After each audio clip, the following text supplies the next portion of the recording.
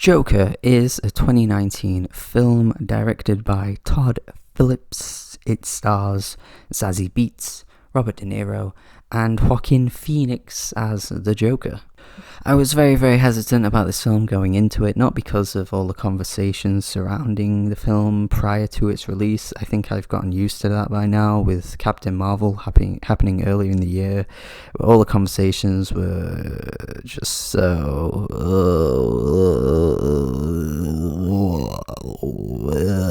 That didn't faze me. It's something that you kind of have to get used to, unfortunately, with the internet that we have now. Anyone has an opinion, things become... I don't know, just anything can be said, and people just start jumping on the bandwagon with things. It just gets really stupid and silly. It kind of comes with the internet. But in fact, the biggest concern I had going in was the fact that it's Todd Phillips. I'm not really a fan of his style. I think the only film I kind of came close to liking was War Dogs. That was alright. It had Miles Teller and Jonah Hill. But everything else I've seen from him has been bad or terrible. I really don't think he's... I don't think he's very good. The Hangover trilogy is just, Jesus Christ, that is terrible. Due Date was bad as well, and Old School, which is like a cult classic in comedy films, and genuinely was really bad in my opinion. So yeah, Todd Phillips, not got a good track record in my opinion. Was a bit confusing to see he would have this type of film. Not that he can't, because directors can be versatile, actors can be versatile, you don't have to do the same thing over and over again.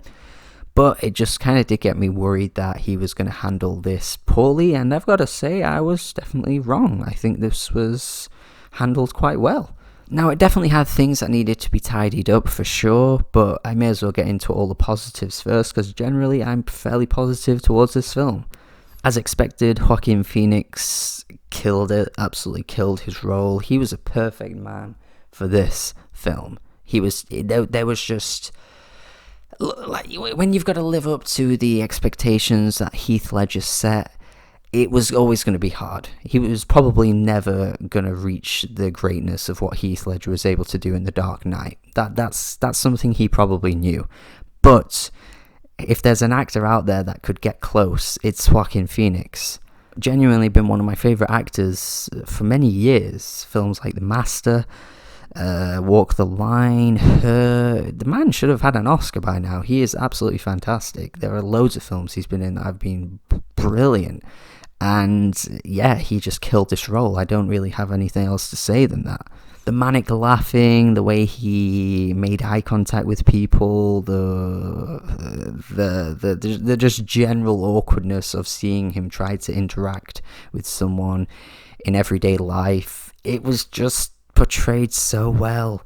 It's his role really that makes me want to see more films that portray the villain as the main character, not as a hero, not as a good person, but just have them as the protagonist of the film. I mean, some of the best moments in the Avengers films are when Thanos is on screen, because he's just so good to watch. So I'm all for more films like this coming out, if the Joker is going to be the one that kind of sets the trend. I mean, I know we did get Venom like last year or whatever, which I didn't see and heard was very bad, but if they're done well, they could be great. But yeah, just a really interesting watch into how the Joker came to be.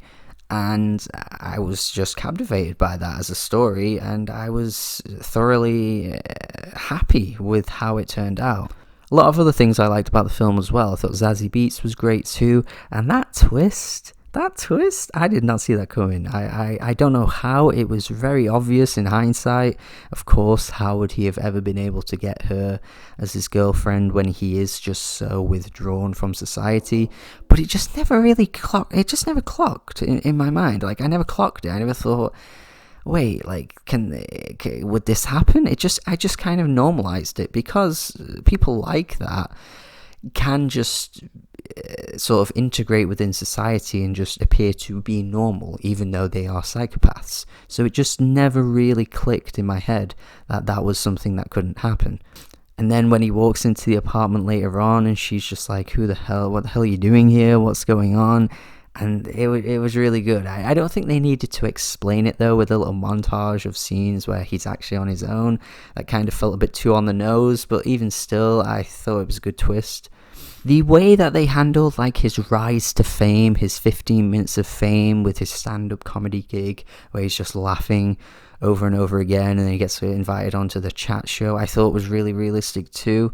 That's something that happens all the time, where someone just goes viral or something. Obviously this film is before the internet era, but even now today you see even more, where someone can just do something random and they get like a record deal or something, like Bad Baby or someone like that.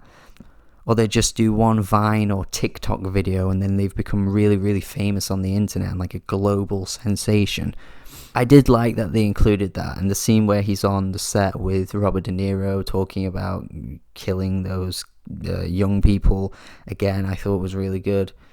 Although it did come with a bit of a shortcoming though, because I don't think he would have been allowed to stay on set for as long as that in real life. Someone would have come on and taken him off before the point where he shot him in the face. Like that was a bit unrealistic, I must say. But even still, it made for a good scene, so I wasn't too bothered about that. The stuff with his mother as well, finding out that she was actually not the person he thought she was very good, because it did explain how he became as weird and manic that he did, because obviously that just doesn't come from nowhere. You don't just get that playing video games or something. It stems from your childhood and your parents essentially fucking you up. The thing was with it though, they probably could have explored it a bit more. I feel like it just kind of got glossed over. Like he went to the place, stole the files to find out his mother's past, and then he kind of just reads it, and then you see a bit of a flashback to his mum talking in where was she? Was she in like in a mental asylum or something like that? And that was kind of it. It kind of just moved on from there. I would have liked to have seen a bit more detail put into that, because it's quite a significant part of who the Joker is. And I don't really feel like I got everything I could have. And while we're slowly getting into the negative side of the review, I may as well move on to the one thing that they just didn't quite get right for me.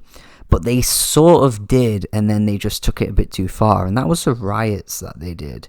The riots started off really good. Like Thomas Wayne on TV says something controversial, people get angry, people get mad, people protest, people absolutely go insane in the streets. That's just the way society is. That happens all the time. People say less than that, and people still manage to find a way to go out on the streets and cause a riot. It's just so damn common. It happens all the time. However, though, by the end of the film, I just felt like it just got a bit too crazy. Like all the riots that went on, I just felt they took that way too far. It kind of got to a point where the motivation behind the riots was just lost. There was no real explanation behind it. Then they treat him as a hero, that type of thing. It kind of just got a bit silly by then, I think. But, you know, it started off well. I wasn't too bothered by it. I thought the scene with Thomas Wayne and the Joker talking in the bathroom was really good. So yeah, I mean, there were definitely things that this film needed to iron out. And I do think we could have got an amazing film if it was handled by someone else, I must admit. It would have been great to see a different director take on this film. Because even something as small as the Bruce Wayne scenes definitely felt a bit odd to me, because he just wasn't very good at acting. I thought that casting decision was so odd. I mean, his parents die right in front of him and he just pulls no facial expression. Like, come on. You could have hired someone that could have really, really sold that scene so much better than what he was able to do. I know it sounds like I'm being really negative, and it probably sounds like I didn't like this film, but I did. I just think it left me wanting a bit more at times. Like, just more from the story, more from some of the performances, like the child I've already mentioned. Like, just little things like that could have made this film so much better. I think what made me enjoy the film overall, though, was the fact that the elements that I had problems with weren't really the focus. Like, they were just little things added on at the side, whereas the main focus of the film was Joker himself, and that was what made it so interesting to watch, because again of that performance and how they handled his character. But this film is getting a rave response, and I'm just not quite sure I'm seeing that side that everyone else seems to be seeing, but it was definitely good. So yeah, 6 out of 10. Definitely good. Definitely enjoyable film. I can see a lot of people loving this. People already are loving this, so that's good. If you enjoyed my perspective, then let me know what you think. If you didn't agree with me, if you did agree with me, let me know. That'd be good. I will say though, just to end things off, I saw an article not too long ago where Todd Phillips said that the Joker that we saw on screen doesn't necessarily have to be the Joker, which did piss me off and confuse me a little bit because I have no idea where they'll take this franchise if they decide to do something really weird like that. It would really unravel what made this film good.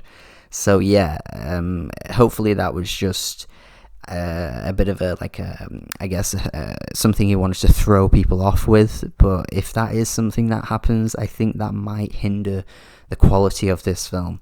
Because let's be real, people want to see Joaquin Phoenix as a Joker, nobody else. That can't really change, I don't think, now. But yeah, that just might not be anything to worry about. Let me know what you think of the film. Thank you for watching.